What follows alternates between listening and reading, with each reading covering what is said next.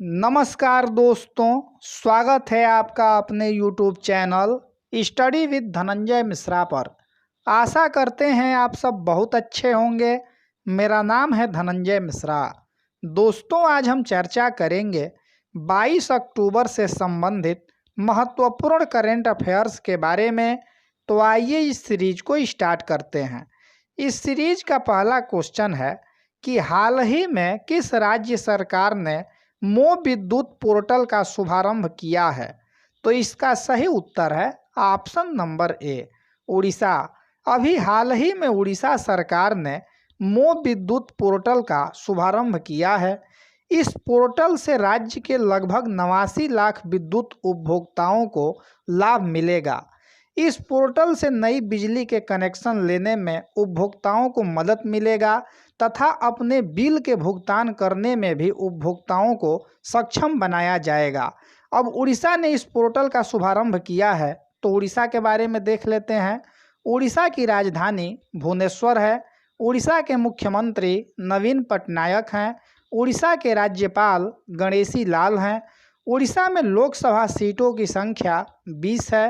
राज्यसभा सीटों की संख्या 10 है। विधानसभा सीटों की संख्या 147 है और उड़ीसा में कुल 30 जिले हैं। चिल्का झील, सिमलीपाल नेशनल पार्क और भितरकनिका नेशनल पार्क ये भी आपका उड़ीसा में ही स्थित है। आइए अब अगला प्रश्न देखते हैं। दूसरा प्रश्न है, हाल ही में नितिन गडकरी के द्वारा भारत के पहले मल्टी मॉडल लॉजिस्टिक पार्क का नींव कहां पर रखा गया है? तो इसका सही उत्तर है ऑप्शन नंबर सी, असम। अभी हाल ही में नितिन गडकरी के द्वारा भारत के पहले मल्टी मॉडल लॉजिस्टिक पार्क का नींव असम में रखा गया है। असम के बोगाईगांव जिले के जोगी घोपा में इस भारत के पहले मल्टी मॉडल लॉजिस्टिक पार्क का नींव रखा गया है। अब असम में रखा गया है तो असम के बारे में देख लेते हैं। असम की राजधानी दिसपुर है। असम के मुख्यमंत्री सर्बानंद सोनोवाल हैं। असम के राज्यपाल जगदीश मुखी हैं। असम में लोकसभा सीटों की संख्या 14 है। राज्यसभा सीटों की संख्या 7 है। विधानसभा सीटों की संख्या 126 है और असम में कुल 33 जिले हैं। काजीरंगा, मानस, नामेरी, ओरांग, दिहांग पटकाई ये सभी नेशनल पार्क असम में ही स्थित है। धेमाजी जिले में स्थित पोवा रिजर्व फॉरेस्ट को वन्य जीव अभयारण्य में तब्दील किया गया है। ये भी आपका असम में ही स्थित है। आइए अब अगला प्रश्न देखते हैं। तीसरा प्रश्न है, हाल ही में सेफ सिटी प्रोजेक्ट का शुभारंभ किसके द्वारा किया गया है? तो इसका सही उत्तर है ऑप्शन नंबर सी, उत्तर प्रदेश। अभी हाल ही में उत्तर प्रदेश सरकार के द्वारा सेफ सिटी प्रोजेक्ट का शुभारंभ किया गया है और सेफ सिटी प्रोजेक्ट का शुभारंभ उत्तर प्रदेश की राज्यपाल आनंदीबेन पटेल के द्वारा किया गया है। यह एक महिला सुरक्षा अभियान है। इसमें सार्वजनिक स्थानों पर महिलाओं की सुरक्षा को सुनिश्चित किया जाएगा। इस अभियान के तहत 100 गुलाबी स्कूटर और 10 जो है कि 4 पहिए वाहन को हरी झंडी दिखाकर रवाना किया गया है। अब उत्तर प्रदेश में किया गया है तो उत्तर प्रदेश के बारे में देख लेते हैं। उत्तर प्रदेश की राजधानी लखनऊ है। उत्तर प्रदेश के मुख्यमंत्री योगी आदित्यनाथ हैं। उत्तर प्रदेश के राज्यपाल आनंदीबेन पटेल हैं। उत्तर प्रदेश में लोकसभा सीटों की संख्या 80 है। राज्यसभा सीटों की संख्या 31 है। विधानसभा सीटों की संख्या 403 है। विधान परिषद के सीटों की संख्या 100 है और उत्तर प्रदेश में कुल 75 जिले हैं। दुधवा नेशनल पार्क ये भी आपका उत्तर प्रदेश में ही स्थित है। आइए अब अगला प्रश्न देखते हैं। चौथा प्रश्न है, हाल ही में भारत ने मालाबार 2020 नौसेना अभ्यास में किसे शामिल किया है? तो इसका सही उत्तर है ऑप्शन नंबर सी, ऑस्ट्रेलिया। अभी हाल ही में भारत ने मालाबार 2020 नौसेना अभ्यास में ऑस्ट्रेलिया को शामिल किया है। यह नवंबर 2020 में बंगाल की खाड़ी और अरब सागर में आयोजित होगा। मालाबार नौसेना अभ्यास का शुभारंभ 1992 में हुआ था और यह भारत और अमेरिका के बीच में स्टार्ट हुआ था। फिर 2015 में इसमें जापान को अस्थायी सदस्य बनाया गया और अब ऑस्ट्रेलिया को शामिल किया गया है।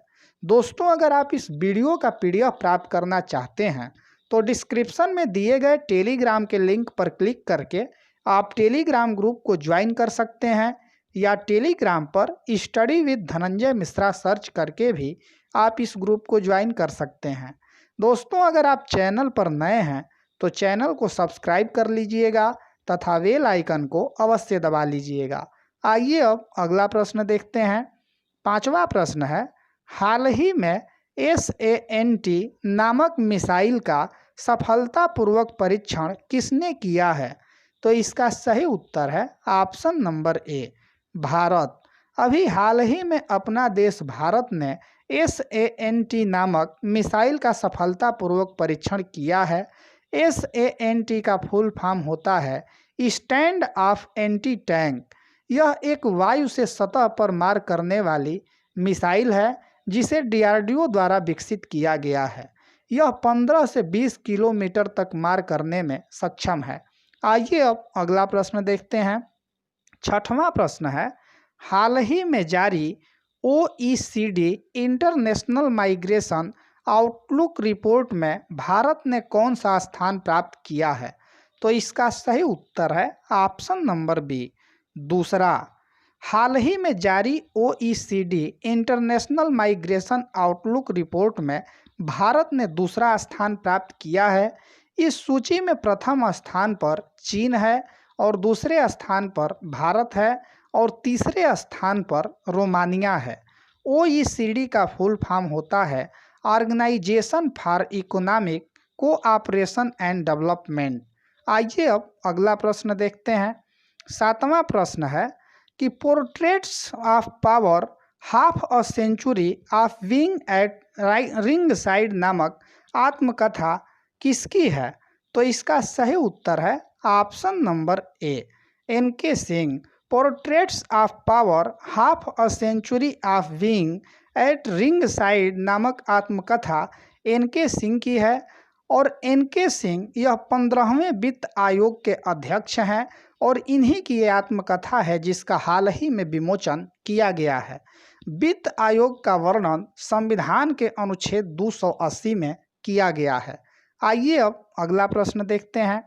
आठवां प्रश्न है, हाल ही में इलावेनिल वाला रिवन ने इंटरनेशनल राइफल चैंपियनशिप में गोल्ड मेडल जीता है। यह किस देश की हैं? तो इसका सही उत्तर है ऑप्शन नंबर बी, भारत।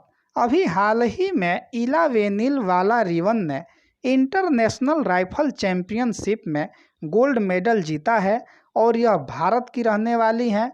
इस चैंपियनशिप का आयोजन बांग्लादेश शूटिंग स्पोर्ट फेडरेशन के द्वारा किया गया था। आइए अब अगला प्रश्न देखते हैं।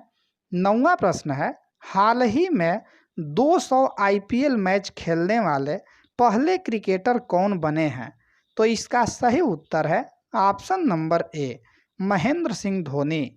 अभी हाल ही में महेंद्र सिंह धोनी 200 IPL मैच खेलने वाले पहले क्रिकेटर बने हैं। आइए अब अगला प्रश्न देखते हैं। 10वां प्रश्न है, हाल ही में राष्ट्रीय एकता दिवस कब मनाया गया है? तो इसका सही उत्तर है ऑप्शन नंबर डी, 20 अक्टूबर।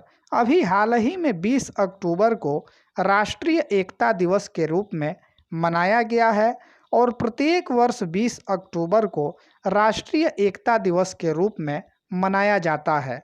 आइए अब कल का प्रश्न देखते हैं जिसका सही उत्तर बहुत से लोगों ने कमेंट बॉक्स में कमेंट करके बताया है। तो कल का प्रश्न था कि हाल ही में DDCA के नए अध्यक्ष के रूप में किसे चुना गया है? तो इसका सही उत्तर था option number C, Rohan Jaitley. अभी हाल ही में रोहन जेटली को DDCA के नए अध्यक्ष के रूप में चुना गया है और रोहन जेटली अरुण जेटली के पुत्र हैं। आइए अब अगला प्रश्न देखते हैं, आज का प्रश्न जिसका उत्तर आप लोग कमेंट बॉक्स में कमेंट करके बताइएगा। तो आज का प्रश्न है कि हाल ही में आयुष्मान सहकार योजना का शुभारंभ किसके द्वारा किया गया है? तो इसका ऑप्शन दिया गया है और इसका सही उत्तर आप लोग कमेंट बॉक्स में कमेंट करके बताइएगा। और कल के प्रश्न का सही उत्तर देने वालों का नाम इस प्रकार है: रितु ओझा जी, सर्वेश काजी जी, प्रीतेश शर्मा जी, सुनील कुमार जी, जितेंद्र कुमार जी, अमित कुमार जी, आशीष सिंह जी। दोस्तों, अगर ये वीडियो आपको अच्छा लगा हो तो इस वीडियो को ज़रूर लाइक कीजिएगा तथा दोस्तों में शेयर कीजिएगा।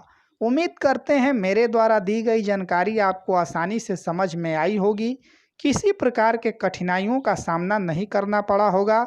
ऐसे ही वीडियो प्राप्त करने के लिए इस चैनल को सब्सक्राइब कर लीजिए तथा बेल आइकन को अवश्य दबा लीजिएगा, ताकि मेरे द्वारा दी गई जितनी भी महत्वपूर्ण वीडियो की अपडेट होती है वो आप तक सही समय पर और आसानी से पहुंचता रहे। आज के लिए इतना ही, दीजिए इजाज़त। मिलते हैं अगले वीडियो के साथ, तब तक के लिए धन्यवाद।